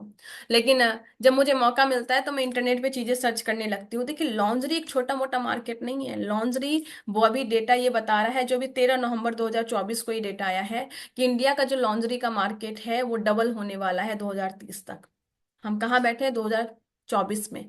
2025 आने वाला है, मतलब कि 2025 से 2030 अगर पकड़े तो बस 5 साल में ये इंडस्ट्री डबल होने वाली है। डबल मतलब कि 2024 में जो बस $5 बिलियन का, ये मैं डॉलर की बात कर रही हूँ, मैं बिलियन की बात कर रही हूँ, $5 बिलियन का जो मार्केट था वो सीधे लगभग $10 बिलियन का मार्केट होने वाला है। और इसका जो CAGR है वो लगभग 11.2% है। सोचिए कितनी बड़ी ग्रोथ होने वाली है। और ये ग्रोथ क्यों होने वाली है, क्योंकि ये लाइफ स्टाइल प्रोडक्ट बन रहा है। आज के टाइम पे देखिए, पहले क्या होता था, महिलाएं सूट पहनती थी या साड़ी पहनती थी। जब सूट साड़ी पहनती थी तो एक लॉन्ड्री, मतलब एक इनर वियर पहनने से उनका काम चल जाता था। लेकिन आज के टाइम पे जब वो पार्टी वियर पहनती है तो उसके लिए अलग लॉन्ड्री चाहिए, जब वो टॉप टी शर्ट पहनती है तो उसके लिए अलग लॉन्ड्री चाहिए, सूट के लिए अलग लॉन्ड्री चाहिए, साड़ी के लिए अलग लॉन्ड्री चाहिए। तो अब जो महिला का काम अगर 2 लॉन्ड्री में काम चलता था तो अभी उनके पास में 6-7 लॉन्ड्री उनको रखना पड़ेगा, क्योंकि ये लाइफ स्टाइल बदल रही है। तो ऑब्वियसली इसका मार्केट बढ़ेगा। और इस बार तो एनिवर्सरी प्रोग्राम में पुरुषों के लिए भी लॉन्ड्री उन्होंने सर ने लॉन्च किया है, जो सौरभ सर ने किया था, इनरवियर। तो क्यों कंपनी क्यों इतना रिसर्च करी, आप खुद सोचिए, कंपनी को क्या जरूरत था लॉन्च करने का, कुछ और प्रोडक्ट लॉन्च कर सकती थी। पर कंपनी इस चीज को ध्यान में रख के प्रोडक्ट लॉन्च करती है। कंपनी मार्केट साइज को ध्यान में रख के प्रोडक्ट लॉन्च करती है। कंपनी हमारे हेल्थ कैसे अच्छे रहे उसको देख के प्रोडक्ट लॉन्च करती है। जो मधु संयम लॉन्च हुआ, डायबिटीज की संख्या बढ़ रही है हिंदुस्तान में, तो उन्होंने उस प्रोडक्ट को लॉन्च किया। लोग लॉन्जरी ठीक से नहीं पहन रहे, इनर वियर ठीक से नहीं पहन रहे, उसमें हाइजीन नहीं रख रहे, उसके कारण बहुत सारी बीमारियां आ रही है, बीमारियां हो रही है। उस चीज को ध्यान में रख के कंपनी लॉन्च की। कंपनी छोटा छोटा डिसीजन भी ना बड़ी चीजों को ध्यान में रख के करती है, और हम लोग उसको मिसअंडरस्टूड कर देते हैं, हम लोग उस चीजों को समझते नहीं है, इसीलिए हम थोड़ा पीछे रह जाते हैं। आपने देखा होगा पूरे हिंदुस्तान में बहुत सारी ऐसे लोग हैं जो बहुत तेजी से आगे बढ़ रहे थे, बहुत तेजी से आगे बढ़ रहे थे, फिर अचानक आके सेचुरेशन हो गया, उनकी टीम में ग्रोथ नहीं है, पीने अचीवमेंट नहीं, कुछ नहीं है, गायब से हो गए। क्यों? क्योंकि उन्होंने समय के साथ खुद को नहीं बदला। हमारी कंपनी बदल रही है, हमारी सब चीजें बदल रही है, लेकिन अगर हमने उस तरीके से चीजों को नहीं बदला, अपनी टीम को ट्रेन नहीं, क्योंकि आप अपने टीम के लीडर हैं, और आप जिस चीज पे फोकस करेंगे आपकी टीम उस चीज पे फोकस करेगी। हम किस चीज पे फोकस करेंगे? हम समय के साथ बदल के जो चीजें ट्रेंडिंग में आने वाली है, जो चीजें की डिमांड है, जो चीजें हमारे हमारे बिजनेस में ग्रोथ देगी, जो चीजें हमारे पीवी में ग्रोथ देगी, उस चीजों पे फोकस करना पड़ेगा। और डेटा ये बोलता है कि आने वाले टाइम में लॉन्ड्री का मार्केट, कॉस्मेटिक का मार्केट, हाइजीन का मार्केट, पहले लोग नहीं अवेयर थे, लेकिन अब सरकार भी लोगों को बोल रही है कि सैनिटरी नैपकिन इस्तेमाल करना है, तो अभी बड़ी बड़ी कंपनी आ रही है। और मैं सच में बोल रही हूँ, सारी कंपनी एक तरफ, अपने कीसोल के प्रोडक्ट को एक तरफ हम लोग हिट कर सकते हैं, क्योंकि अपने पास में उस क्वालिटी का प्रोडक्ट है, और हमें थोड़ा सा सीरियसली इस चीज को लेने की जरूरत है। तो अगर आप लॉन्ड्री पे काम करें तो बहुत बड़ा काम कर सकते हैं। क्यों करना है? क्योंकि महिलाओं को स्वास्थ्य इससे इफेक्ट हो रहा है, सबसे पहला कारण। टर्नओवर तो है ही। आज महिलाएं, 80% महिलाएं बहुत गलत फिट का लॉन्जरी पहन रही, इनर वियर पहन रही है, उसके कारण उनका बहुत सारा अलग अलग दिक्कत हो रही है, उनकी बॉडी में पेन हो रहा है, कंधे गर्दन में हो रहा है, बहुत सारी अलग अलग चीजें हो रही है, और लॉन्ग टर्म तक ये चलता रहा तो बहुत बड़ी बीमारी का भी कारण बनती है। और हम लोग स्वास्थ्य रक्षा पे काम करते हैं, तो ये हमारा स्वास्थ्य का टॉपिक है, हमें इस पे काम करना है। तो जिस तरीके से आप गामा ओरिजिनल पे काम करें, न्यूट्रीचार्ज पे काम करें, हेल्थ कार्ड पे काम कर रहे हैं, गिलोय तुलसी पे काम कर रहे हैं, उसी तरीके से ये वाला पार्ट भी हमारा स्वास्थ्य वाला पार्ट है। हम इसको अलग समझ लेते हैं। क्यों काम करना है? क्योंकि ये स्वास्थ्य को इफेक्ट कर रहा है, ये हेल्थ को इफेक्ट कर रहा है, तो आपको इस पे जरूर काम करना चाहिए। और ये सब चीज करने के लिए हम बिना ट्रेनिंग का नहीं कर सकते। आज मैं इतना सब कुछ बोल रही हूँ, चीजों को कर रही हूँ, जस्ट बिकॉज क्योंकि मैंने उड़ान कंप्लीट किया है। उड़ान में एक चीज मैं आप सभी से पूछना चाहती हूँ, आप सभी लोग बहुत मेच्योर लोग हैं यहाँ पे। आज के टाइम पे इतने सारे ब्यूटी पार्लर खुल रहे हैं, हर ब्यूटी पार्लर में लोग जो जा रहे हैं वो बहुत सारे बड़े बड़े कोर्स करके जा रहे हैं। मैं आप सभी से पूछना चाहती हूँ, एक नॉर्मल ब्यूटी पार्लर का जो कोर्स लोग करते हैं उसका फीस कितना होता है नॉर्मली? अगर मैं नॉर्मल बात करूँ तो बीच का, और एक हाई स्टैंडर्ड का होता है जिसमें लाखों का लगता है, वो तो मुझे पता है, बहुत सारे प्रोफेशनल लोग करते हैं जो कि लाखों का करते हैं, लेकिन एक नॉर्मल कोई बता सकते हैं यहाँ पे? सविता मैडम, आपको थोड़ा आइडिया है? एक बार अनम्यूट का ऑप्शन गया है। सविता मैडम, आपको आइडिया है कितना खर्च होता होगा नॉर्मली एक ब्यूटी पार्लर का, अगर आप अच्छे से अगर से कोर्स करते हैं तो? 20-25 हजार लग जाते हैं मैडम। 20-25 हजार लग जाता है। नितिन सर, आपको थोड़ा आइडिया है? जी सर। जी मैम। अ, वही कितना खर्च होता होगा? वही 20-25 हजार। 20-25 नॉर्मल 20-25 खर्च होता होगा, राइट? अब एक ये जरा योगिता सोचिए कि, मैडम का ब्यूटी पार्लर है और ये कोर्स भी करवाती, इनसे ही पूछ लेते। अच्छा योगिता मैम ने लिखा है, एक बार आप अनम्यूट का ऑप्शन अगर है आपके पास तो मैडम हाँ हाँ। बताइए, मिनिमम मिनिमम कितना खर्च लगता होगा? मैम मिनिमम अगर आप स्टार्टिंग करते हो तो 15 हजार से स्टार्ट होता है इसका। और फिर उस उसके पंद्रह ऊपर हजार में मैम क्या क्या सिखाते हैं आप? मैम नॉर्मल जैसे सबसे पहले तो हम वैक्सिंग सिखाते, बाद में धीरे धीरे करके हम उनको थ्रेडिंग का कोर्स देते, फिर उसके बाद में हम फेशियल वगैरह सिखाते जिसमें बहुत सारी चीजें रहती है। पर वही ऊपर ऊपर का ही रहता है, डिप में नहीं जाते। और इसके साथ उनको थोड़ा सा अगर बॉडी को रिलैक्स करना है तो उसके लिए थोड़े बहुत हम स्टेप सिखा देते। और इसके साथ फिर अगर आपको थोड़ा कुछ करना है तो कटिंग में सिर्फ 4 स्टेप सिखाते हैं हम उनको, हेयर कटिंग के। जी। Okay okay. अच्छा मैम, उनको आप सिखाते हैं कि कौन सा ब्यूटी प्रोडक्ट उनके लिए अच्छा है, कौन सा नेचुरल है, कौन सा केमिकल वाला है, ये सब चीजें सिखाते हैं? मैम हम उनको सिर्फ जब फेशियल सिखाते हैं तो हमारे पास 3 टाइप के फेशियल जो ज्यादा चलते हैं। नॉर्मल रेंज में जो 500 का हम फेशियल किसी का करके देते हैं तो उसमें फ्रूट्स वाला आता है। और किसी को थोड़ा अच्छा ग्लो दिखाना है तो उनके लिए हम उनको सिल्वर वाला एक चलता है बहुत ज्यादा। और जिनको बहुत अच्छा करना है तो गोल्ड वाला चलता है। और इसके ऊपर ओके। भी जो 2,500 आपने 3,000। उड़ान का कोर्स किया है क्या मैम? यस मैम किया है। हाँ। अभी मैं आपसे पूछना चाहती हूँ, उड़ान के कोर्स में जितना कुछ सिखाया जाता है उसका कितना परसेंटेज आप ब्यूटी पार्लर कोर्स में सिखाते हैं? मैम 20%। 20%, 80% चीजें नहीं सिखाते, राइट? अब मुझे बताइए, एक normal Yogita ma'am beauty parlour में 20% करवा रही हैं, और 20% में कितना रुपया ले रही है? 15,000। आप उड़ान में कितना हो रहा है? 100%, राइट? तो हंड्रेड यस। परसेंट अगर हो रहा है तो उसका कोर्स 4 गुना ज्यादा होना चाहिए, है कि नहीं? मतलब कि 15 चौके 60। मतलब कि उड़ान का कोर्स का जो कॉस्ट होना चाहिए, अगर मिनिमम में बोलूं, अगर मैं मिनिमम बोलूं कि नॉन ब्रांडेड जगह से भी अगर हम करें, मैं यहाँ पे ब्रांडिंग नहीं कर रही हूँ, कुछ नहीं कर रही हूँ, तो मैम बुरा मत मानिएगा, ठीक है? अगर नॉन ब्रांडिंग जगह से भी अगर हम लोग करें तो उड़ान का कोर्स का जो कॉस्टिंग आएगा वो 60,000 रुपया आना चाहिए। क्या मैं एग्री, आप सभी लोग एग्री करते हैं? है 60,000 मिनिमम होना चाहिए। और अगर आप थोड़ा सा इसको ब्रांडिंग में चले जाएंगे, कहते हैं कि 250 रुपए का टी शर्ट में बस एडिडास का ठप्पा लग जाता है, तो 250 रुपए का टी शर्ट 2,000 का हो जाता है, राइट? तो इतना ज्यादा हाई कॉस्टिंग हो जाती है। ब्रांडिंग का ये होता है। तो ब्रांडिंग का ये होता है, इसका मतलब क्या है? अगर मैं आप सभी से बोलूं कि 250 का अगर 2,000 हो रहा है तो 60,000 का 1,20,000 होगा। तो उड़ान का कोर्स का अगर मुझे मौका मिले कि इसका, अगर आप लोगों की मदद से, मैं तो थोड़ा हाई करूंगी, लेकिन आप लोगों की मदद से जो डिसाइडेड हुआ वो कम से कम 60,000 से लेके 1,20,000 का कोर्स है वो। और ये कोर्स क्यों ऐसा है, इसलिए मैं बता रही हूँ क्योंकि प्रोफेशनल लोगों के द्वारा करवाया जा रहा है।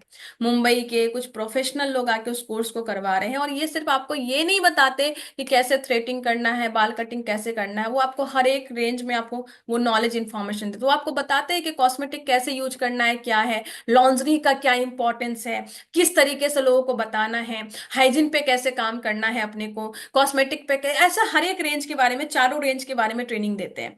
और उससे बड़ी बात ये बताते हैं कि आपको कैसे इस प्रोडक्ट के बारे में बाहर में जाके बात करनी है, यानी कि आपकी कम्युनिकेशन स्किल पे बात की जाती है। उसके बाद वो बताते हैं कि अगर आपको बाहर जाना है तो आपको क्या पहन के जाना है, किस तरीके से बिहेव करना है, क्या करना है, आपका बॉडी लैंग्वेज कैसा होना चाहिए, आपका वे ऑफ टॉकिंग कैसा होना चाहिए। मतलब कि ओवरऑल पर्सनालिटी डेवलपमेंट का भी कोर्स करवाती है। और मैं आपको बताना चाहती हूँ, अगर पर्सनालिटी डेवलपमेंट का कोर्स अगर बाहर से कुछ आप करते हैं तो उसकी भी कॉस्टिंग 20-30 हजार आती है। तो 60,000 में और जोड़ लीजिए 20-30 हजार, तो उसका कोर्स हो गया लगभग 80,000, 1 लाख के आसपास। उसके साथ में आपको सेलिंग की टिप्स बताती है, सेलिंग पे कैसे काम करना है। उसके साथ में आपको ये सारी चीजें अगर एक साथ करेंगे तो वो कोर्स 1 लाख का हो जाता है। लेकिन हम लोग कभी इस कोर्स को, उड़ान कोर्स को 1 लाख की नजर से कभी देखे? ये मैं मिनिमम बात की, 1 लाख से 2 लाख कभी आपने देखा? पता है हमारी सबसे बड़ी दिक्कत क्या है? हम आरसीएम को तवज्जो इसलिए नहीं देते क्योंकि हम आरसीएम की इंपॉर्टेंस नहीं समझ पाते, क्योंकि फ्री में हो जाता है। कोई आके घर में बताता है, फॉर्म भी वही फिलअप कर देता, आईडी नंबर भी निकाल के देता, हाथ पर के बोलता है आपका केवाईसी ओके हो गया, ये आईडी नंबर है, ऐसे लॉग इन कीजिए, प्रोडक्ट कभी कभी पहुंचा के दे दिया जाता है सब कुछ। मतलब यहाँ तक कि जो फर्स्ट पेमेंट बनता है ना, 500, 600, 200, 400 का, वो इन्फॉर्मेशन भी अपलाइन आके बताते हैं कि अरे आपके अकाउंट में इतना पैसा बना हुआ है। मतलब पैसा उसका, इन्फॉर्मेशन हम उसको दे रहे हैं। ये वाली हालत है। जो कि सब कुछ इतना ज्यादा करके दिया जाता है। हमारे बोलते हैं हमारी सोसाइटी में दो तरह के बच्चे होते हैं। एक होते हैं जिसको कि बचपन से सब कुछ बोला जाता है, खुद करो खुद करो, वो बहुत ज्यादा आत्मनिर्भर हो जाता है। दूसरा बच्चे एकदम पेम्पर होते हैं, उसको सब कुछ करके दिया जाता है, वो कभी आगे नहीं बढ़ पाता है। और आरसम चूंकि इतना ज्यादा करके दिया जाता है ना कि लोग इसकी इंपॉर्टेंस नहीं देते हैं। और उड़ान कोर्स का भी वही चीज है, जो कि फ्री में मिल जाता है। 2500 एसपी क्या है? कुछ भी नहीं है, आपके घर में प्रोडक्ट यूज हो जाता है। 2500 एसपी करके बोला जाता है कि आप उड़ान का रजिस्ट्रेशन कर लीजिए, लेकिन हाँ कर लेंगे, कभी कर लेंगे, इंपॉर्टेंस नहीं देते हैं। लेकिन ये कोर्स वो कोर्स है जो कोर्स लगभग 1-2 लाख में आपको मिलना चाहिए। लेकिन कंपनी हमारे स्किल पे काम करने के लिए, हमें आत्मनिर्भर बनाने के लिए, हमें अपने बिजनेस के ग्रोथ देने के लिए ये वाला कोर्स फ्री में करवा रही है, तो हम इसको तवज्जो नहीं देते। और ये मैं सभी के लिए बोल रही हूँ, ये मेल हो फीमेल हो, सभी को करना चाहिए। मेल को इसलिए भी करना चाहिए ताकि आपकी घर में जो आपकी बहन है, आपकी वाइफ है, आपकी मदर है, आपकी बेटी, ये 4 महिलाएं हैं आपके आसपास में, इस चारों महिलाओं का केयर करने के लिए उड़ान का कोर्स आपको करना चाहिए। बिजनेस की ग्रोथ की मैं बात ही नहीं कर रही हूँ, ये मैं आम आदमी की बात कर रही हूँ। अगर आपको सच में अपनी बहन का, अपनी वाइफ का, अपनी मदर का करना है तो आपको पता चलना चाहिए कि लॉन्ड्री वो सही वाला पहन रही कि नहीं पहन रही है, उनका आपको पता होना चाहिए। प्रियंका मैडम बोल रही थी बहुत सारे लड़कों के साथ में हमने बैठ के हाइजीन कैंपेन किया, उसके बाद से वो महिलाओं की इज्जत करने लगे हैं। उनको पता चलने लगा कि कितना टफ लाइफ होता है, वो 4 दिन कितना टफ होता है। उस तरीके से समझना बहुत इंपॉर्टेंट है। तो उड़ान का कोर्स एक ऐसा कोर्स, जो कोर्स लाखों का हो सकता है, वो कोर्स आपको फ्री में मिल रहा है। 2500 SP अपनी आईडी पे करते हैं, विद इन 30 दिन में आपका रजिस्ट्रेशन हो जाता है। और 14 डेज का ये ऑनलाइन ट्रेनिंग सेशन होता है। और ये 14 डेज के बाद आपका जो माइंड सेट है वो चेंज हो जाता है, आप एक नए इंसान निकल के आते हैं। आपका प्रोस्पेक्टिव जो है वो प्रोस्पेक्टिव किशोर के प्रोडक्ट को लेके, महिलाओं को लेके, आपके बिजनेस को लेके, आपके बिजनेस के ग्रोथ को लेके एक अलग हो जाता है। ये बहुत इंपॉर्टेंट है और इसलिए आपको उड़ान का कोर्स करना चाहिए। अब उड़ान का कोर्स आइए, रजिस्ट्रेशन कीजिए, इंटर कीजिए, उसके बाद डिसाइड कीजिए कि आपको टारगेट पूरा करना है कि नहीं करना है। थोड़ी बोला जाता है कि आपको आके टारगेट पूरे ही करने हैं, ये वाला टारगेट है, लोग इसको देख के डर जाते हैं कि कैसे टारगेट पूरा होगा। अरे भैया, एक क्लास में जब बच्चे का एडमिशन होता है तो 10 क्लास का किताब उसको नहीं दिखाया जाता है, वो डर जाएगा, है कि नहीं? नहीं दिखाना है, क्यों दिखाना है? मैं बोलती हूँ कि आप लेवल 1 में आइए, आप लेवल 1 में आके उड़ान का कोर्स कीजिए। उसके बाद अगर आपको लगता है कि इस 14 डेज में मुझे ट्रेनिंग से मैं इतना कैपेबल हो गया हूँ, मेरी कैपेसिटी, मेरी पोटेंशियल ऐसी हो गई है कि मैं इस पे काम कर सकता हूँ, छोटे छोटे टारगेट्स देके अगर काम होते हैं तो आप टारगेट कंप्लीट कीजिए। नहीं तो कोई बात नहीं, 1 लाख का कोर्स सीख लिया, घर बैठिए, कोई दिक्कत नहीं है। लेकिन हम ये डर जाए कि अरे मैं स्कूल इसलिए नहीं जाऊंगा, इसलिए नहीं जाऊंगी क्योंकि 10th का एग्जाम बहुत भारी होता है, तो ये तो बेवकूफी वाली बात हो गई ना। हम ऐसे ऐसे ही सोचते हैं, नहीं सोचना ऐसे। अगर मधु ये सोचती कि रूबी बनने के लिए तो 1 करोड़, 1 करोड़ का टर्नओवर करना है और रॉयल्टी का सोचती ही नहीं, तो आज मधु यहाँ नहीं होती। क्यों सोचना है अभी रूबी का? अभी तो अगर रॉयल्टी का है तो रॉयल्टी का सोचेंगे, फिर उसके बाद स्टार प्लेटिनम का, फिर टेक्निकल क्वालिफायर का, पर्ल स्टार पर्ल का, ऐसे ही सोचते हैं ना आप सभी लोग। ओपनर का सोचते हैं, ईगल का सोचते हैं, तो आरसीएम के पिन लेवल में तो आप स्टेप बाय स्टेप सोचते हैं, फिर यहाँ पे क्यों डरते हैं? मत डरिए, अपने 4 लोगों की बातों में मत आइए, आप अपने आप को कैपेबल बनने के लिए है ये बिजनेस। और सभी कुछ यहाँ पे जो भी चीजें हैं वो सभी कुछ लीडरशिप ड्रिवन है। मुझे समझ में आ गया, जो चीज मैं करूंगी वो मेरी टीम में होगा, इसलिए मैंने उड़ान का कोर्स किया कि मैं नहीं करूंगी तब तक मेरी टीम नहीं करेगी। और आप जिस भी लेवल में हैं, आप आज बिगिनर है, स्टार्टर है, ओपनर है, जिस भी लेवल पे आपके 2 लोगों की टीम है, पर उस 2 लोगों के कोच आप हैं, 2 लोगों के लीडर आप हैं, 2 लोगों के अपलाइन आप हैं, और आपसे ही पूरा डुप्लीकेट होगा। यहाँ पे ये मैटर नहीं करता अशोक सर, हेमलता मैडम क्या कर रहे हैं, ये लोग कर रहे हैं, वो डुप्लीकेट एक टाइम तक होगा, आपके नीचे का डुप्लीकेशन आपसे स्टार्ट होगा। आप जैसी टीम बनाना चाहते हो उस तरीके से आपको काम करना पड़ेगा। वर्थ सर क्या कर रहे हैं वो हम तक डुप्लीकेट हो सकता है, लेकिन हमारे नीचे जो है वो डुप्लीकेट होने के लिए हमें काम करना पड़ेगा। तो आप इसलिए कीजिए क्योंकि लीडरशिप ड्रिवन बिजनेस है, आप इसलिए कीजिए क्योंकि आपको नॉलेज चाहिए, आप इसलिए कीजिए क्योंकि आपको अपने घर वालों का ध्यान रखना है, आप इसलिए कीजिए क्योंकि आपको आपके नॉलेज पे काम करना है, इसलिए कीजिए क्योंकि आपको जानकारी चाहिए, आप इसलिए कीजिए क्योंकि आप नहीं करेंगे तो आपकी टीम नहीं करेगी, और आपकी टीम नहीं करेगी तो 1 लाख करोड़, 2,13,000 करोड़ का टर्नओवर आप मिस कर सकते हैं। ये मैं कॉस्मेटिक की बात की, तो इसलिए कीजिए, करोड़ों का टर्नओवर मिस करने। अब सोचिए, आप 14 डेज का ट्रेनिंग करना पसंद करेंगे या 2 लाख करोड़ का टर्नओवर मिस करना पसंद करेंगे? डिसीजन आपको लेना है, दोनों में से एक ही चीज हो सकता है। या तो 14 डेज की ट्रेनिंग मिस कीजिए, या तो 2 लाख करोड़ की ट्रेनिंग का जो टर्नओवर है वो मिस कीजिए। और मैं बोलती 2 लाख करोड़ का अगर 1% भी टर्नओवर अपना होने लगे ना, तो माला माल हम लोग हो जाएंगे। उस पर ध्यान देना है अपने को। तो ये ट्रेनिंग अटेंड कीजिए, और उसके बाद में अगर आपको लगता है कि आपको और एक्स्ट्रा ऑर्डिनरी बनना है तो फिर आप निर्जरा निर्भय में आ सकते हैं, लेकिन स्टेप बाय स्टेप चलना है। अब निर्जरा निर्भय में क्यों बोल रही हूँ, जिस टाइम पे मैं किसोल के बारे में सोचती तो मेरी धारणा ये थी कि निर्जरा निर्भय मतलब कि बाहर निकल के बस सेलिंग करवाते रहते हैं, ये सब मेरे से नहीं होगा, कुछ भी नहीं होगा, मेरी धारणा ऐसी थी। वो धारणा किसने बनाई थी? मैंने जिन 4 लोगों से बात किया था उस लोगों ने, उस 4 लोगों ने मेरी धारणा को बनाया था। फिर मैंने सोचा कि नहीं, थोड़ा सा देखते हैं। मैंने कीसोल पे थोड़ा काम करना स्टार्ट किया, उड़ान में काम स्टार्ट किया, थोड़ा सा पोटेंशियल इंक्रीज हुआ, थोड़ा सा टीम में काम स्टार्ट हुई, टर्नओवर हुई, तो मुझे लगा कि चलो एक बार करके देखते हैं। टारगेट इजी था, मैंने सोचा करके देखते हैं, वो टारगेट हो जा रहा था। तो मैंने कभी भी टारगेट करके कंप्लीट करके नहीं गई थी, टारगेट हो गया था इसलिए मैं निर्जरा में गई थी, अगर मैं सच बोलूँ तो। और इसी तरीके से काम करना है, कभी भी स्टार पर्ल के लिए काम मत कीजिए, काम इस तरीके से कीजिए कि स्टार पर्ल हो जाए, ये सही वे है काम करने का, ठीक है? आप स्टार पर्ल के लिए काम कीजिएगा तो फिर आपको धक्का मारना पड़ेगा, लेकिन आप अगर काम ऐसा करेंगे कि अपने आप स्टार पर्ल हो जाएगा तो मजा देगा। तब आपका टर्नओवर सिर्फ 10 लाख 10 लाख नहीं होगा, पता चला कि 14 लाख 14 लाख हो गया, 16 लाख 16 लाख हो गया। इस तरीके से हो सकता है, और यही सही वे है काम करने का। तो मेरा निर्जरा का टारगेट कंप्लीट हुआ, जब मैं गई ना तो मुझे जो चीजें अच्छी लगी, वो चीजें सबसे बड़ी अच्छी लगी, वो लगी महिला हो पुरुष हो, एक चीज हम लोगों में मिसिंग होता है। वो मिसिंग क्या होता है कि अगर हमारे जीवन में एक आदमी ऐसा होता है ना जो हमें टारगेट देता है, तो हमारा जो कैपेसिटी है वो इंक्रीज हो जाता है। अब मान लीजिए मैं आपको एक एग्जांपल देती हूँ, आर्ट्स में जो एक दूसरी चीजें हैं जो मुझे अच्छी भी है खराब भी है। वो खराब क्या है कि हम सभी आईबीओ हैं। आईबीओ का मतलब क्या है? Independent business owner. अब आईबीओ जब है ना, तो यहाँ पे दो तरह के लोग होते हैं। एक होते हैं जो अपनी मर्जी से काम करते हैं, वो आदमी बोलेंगे कि मेरी मर्जी, मैं 8 बजे काम करूँ, 9 बजे काम करूँ नहीं करूँ, जाऊं नहीं जाऊं, किस तरीके से करूं, मैं सप्ताह में 2 दिन काम करूं। वो अपनी मन मर्जी से काम करते हैं। और जब मन मर्जी से काम करते हैं तो उनका जो रिजल्ट भी आता है ना, वो मन मर्जी वाला आता है। कभी कुछ होता है, कभी कुछ होता है, कभी कुछ होता है, कभी कुछ होता है। ये वाला मन मर्जी वाला काम जो है ना, बहुत डिफिकल्ट हो जाता है।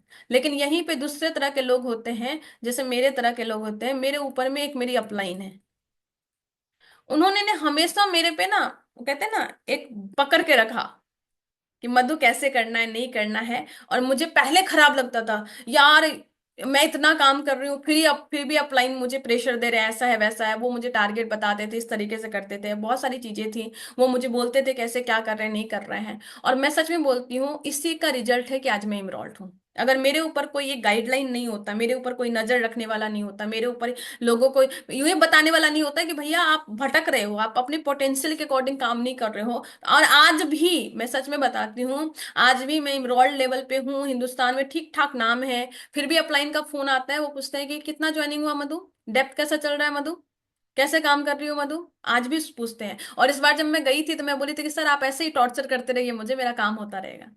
कई बार जब अपलाइन आपको टॉर्चर करती है ना, टॉर्चर का मतलब ये होता है जब पूछती है कैसा चल रहा है, डेप्थ में क्यों नहीं हुआ, उनका अचीवमेंट क्यों नहीं आया, आपके डेप्थ में वो लीडर का अभी तक ईगल क्यों नहीं हुआ, रनर क्यों नहीं हुआ, तो कुछ लोग है ना घबरा जाते हैं कि क्या कर रहे हैं, ऐसे थोड़ी बोलते हैं, इतना प्रेशर देंगे तो कैसे होगा, परिवार को भी देखना है, इसको भी देखना है। कुछ लोग घबरा जाते हैं। पर कुछ लोग होते हैं जो, मैं यहाँ पे अपनी तारीफ करना चाहती हूँ, कुछ लोग मेरे तरह होते हैं जो उस प्रेशर को और अच्छे से हैंडल करते हैं और बढ़िया काम करते हैं। इस बार मैं अपलाइन के पास में गई थी, 8 तारीख को हमारी लीडरशिप ट्रेनिंग थी वहां पे कटिहार में। तो मैं गई थी, मैं सर जब आने लगी थी, मेरी ट्रेन थी, तो सर एक अलग रूम में बैठे थे और मैं जाके बोली कि सर आप बस ऐसे ही टॉर्चर बनाए रखिए, मेरी कामयाबी आती रहेगी। मैं ये बोल के आई हूँ अपनी अपलाइन को, ये मैं बोल के आई हूँ। सच में अगर आपको भरोसा ना तो पूछ के आइएगा, मैं एक ही लाइन बोलती सर बस ऐसे ही मुझे टॉर्चर करते रहिए, मेरी कामयाबी आती रहेगी। तो ये बहुत इंपॉर्टेंट है। अब टॉर्चर का मतलब बेसिकली मैं ये बोलना चाह रही हूँ कि कोई आदमी जो आपकी पोटेंशियल के अकॉर्डिंग आपको डायरेक्शन दे के आपको एक टारगेट सेट करके देना, ये बहुत इंपॉर्टेंट है। और निर्जरा निर्भय यही काम करते हैं। निर्जरा निर्भय में यही काम होता है। ट्यूसडे को एक सेशन होता है, जिस सेशन में आपको एक बताया जाता है कि आप इस पे काम कर सकते हो, ऐसे काम कर सकते हो, आपकी पोटेंशियल ये है। और आपको उस तरीके से जब बताया जाता है ना, तो आप फ्लो में रहते हैं। बहुत सारे लोग मुझसे पूछते हैं कि तुम पीएचडी के साथ क्यों कर रही हो, तुमको आरसीएम में इतना भरोसा था तो तुम फुल टाइम कर लेती। मैं पीएचडी के साथ इसलिए कर रही हूँ क्योंकि मेरे को खुद पे भरोसा नहीं है। अगर मैं पीएचडी नहीं करूंगी ना, तो मैं सुबह 9 बजे की जगह 9 बजे ऑफिस जाना है, इसलिए मैं जल्दी थोड़ा उठ जाती हूँ, अदरवाइज मैं 11 बजे तक सोई रहूंगी। मेरे को खुद सेल्फ कंट्रोल करने के लिए एक सिस्टम की जरूरत है। उस सिस्टम का पार्ट बने रहना बहुत इंपॉर्टेंट है, इसलिए मैं पार्ट टाइम में आरसीएम करती हूँ, ताकि मेरी प्रोडक्टिविटी अच्छे से हुई। जब आपका कोई सिस्टम ही नहीं होता ना, तो सब कुछ खराब हो जाता है। जब मन होगा जाएंगे, नहीं तो नहीं जाएंगे। और ये सिस्टम जो है ना, ये निर्जरा निर्भय एक सिस्टम क्रिएट करके देता है आपको, एक चैनल देता है, जिस चैनल में रह के अगर आप काम करते हैं तो ग्रोथ आपका होता है, आपकी क्षमता, आपकी पोटेंशियल, आपकी एग्जिस्टेंस निकल के आती है। और ये चीज निर्जरा निर्भय में हो सकता है अगर आप सही तरीके से उसको ले। वीर वीरांगना क्या है? वही तो है, एक पार्ट है। वीर वीरांगना में जो हमारे मनीषा मैडम है, जो हमारे मिलन सूर्यवंशी सर हैं, जो हमारे अरविंद सर हैं, वो एक चैनल क्रिएट किए ना कि आपको कैसे काम करना है, किस तरीके से करना है, और इसलिए उनकी ग्रोथ हो रही है। एक अपलाइन चैनल क्रिएट करके देते हैं। तो ये पार्ट ऑफ एक चैनल है, जो कीसोल का एक चैनल है। इसको आप अलग तरीके से मत देखिए, ये एक चैनल है। और सबसे बड़ी बात, महिलाओं को उसकी एग्जिस्टेंस का, उसके अस्तित्व का, उनका पोटेंशियल का, वो किस तरीके से काम कर सकते हैं, वो यहाँ पे निखर के आता है। तो मेरे ख्याल से अगर आप लीडर हैं तो आप थोड़ा सा इस पे काम कर सकते हैं, और करना चाहिए। एक बार जरूर एक्सप्लोर करना चाहिए, तो एक्सप्लोर कीजिए। और अलग अलग चीजें हैं, उन सभी चीजों पे थोड़ी सी बात करने के लिए, गाइडलाइन देने के लिए आपकी हेमलता मैडम है। फिर भी मैं बताना चाहती हूँ, ज्यादा मुश्किल नहीं है, उड़ान कंप्लीट कर लीजिए। ज्वाइनिंग तो आप एक्सपर्ट लोग हैं ही, करते ही है 15 ज्वाइनिंग 3 महीने में, क्या आप चाहे तो 1 महीने में कर लेंगे। उसके बाद 50,000 एसपी 3 महीने में करना है, कर लीजिए। बाहर निकलिए, चीजों पे काम कीजिए, हाइजीन पे काम कर सकते हैं, कॉस्मेटिक पे काम कर सकते हैं, लॉन्ड्री पे काम कर सकते हैं। 2 लाख करोड़ का टर्नओवर में 50,000 एसपी नहीं हो सकता है क्या? आराम से हो सकता है, कीजिए। अपने फिगर को बड़ा करेंगे तो अपने आप हो जाएगा, और ये सभी करके आप बहुत बड़ा काम कर सकते हैं। तो आप सभी से मिलकर बहुत अच्छा लगा। किसी का कोई क्वेश्चन है, कुछ फीडबैक है, तो मैं बहुत बहुत बहुत मतलब कि बहुत खुश हुई यहाँ पे आके। कोई क्वेश्चन है तो आप मुझे बताइए। और बहुत अच्छा लगा आप सभी से मिलके। आज का दिन मेरा बहुत अच्छा जाने वाला है, एनर्जेटिक जाने वाला है। तो थैंक यू हेमलता मैम बुलाने के लिए, थैंक यू अशोक सर इतना अच्छे से मुझे इनवाइट करने के लिए, थैंक यू। और आप सभी लोग जो आज की मीटिंग अटेंड किए हैं, आप सभी का जो हंसते मुस्कुराते हुए चेहरे देख के मुझे बहुत अच्छा लग रहा है। आप सभी का आशीर्वाद ऐसे ही बना रहे और हम सभी लोगों का साथ रहा तो हम सभी लोग मिलकर बहुत अच्छा करेंगे। इस आरसीएम को बहुत अलग लेवल पे नए भारत का निर्माण अच्छे से करेंगे।